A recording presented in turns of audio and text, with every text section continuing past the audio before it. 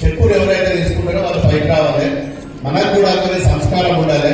మరి ఇందాక మేడం గారు చెప్పిన దానికి ప్రతి ఒక్కదానికి కూడా మేము ప్రభుత్వ అధికారులతో పాటు ప్రోటోకాల్ ఉన్న వాళ్ళు సహకరిస్తే బాగుంటుంది.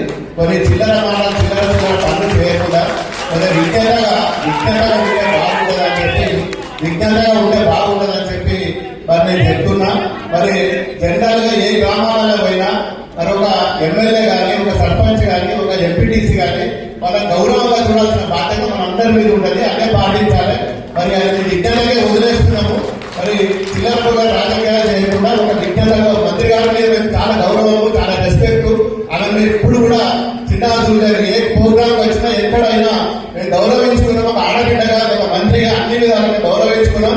అదే తరహాల భవిష్యత్తులో కూడా మరి మేము చూసుకునే బాధ్యత మా మీద ఉంటుంది. కాబట్టి అన్ని కార్యక్రమాలలో ప్రభుత్వం కానీ ప్రభుత్వ అధికారులు కానీ కలెక్టర్లు కానీ మరి ఒక ఏదైతే ప్రజల కోసం అందరం కూడా పనిచేస్తున్నాం అదే విషయం ఇందాక మంత్రి గారు కూడా చెప్పారు. అందరం కూడా ప్రజా ప్రతినిధులు కాబట్టి దీనికి అందరూ సహకరిస్తే బాగుంటుంది. అధికారులు, ఆర్టీఓలు, పోలీసు వాళ్ళు కూడా ఒక ప్రోటోకాల్ మెయింటైన్ చేయాల్సిన బాధ్యత ఉంటుంది. ఇప్పుడు ముఖ్యంగా ప్రభుత్వం ఉండొచ్చు, మళ్ళీ ప్రతిపక్షంలో ఉండొచ్చు, మన అధికారంలో ఉండొచ్చు.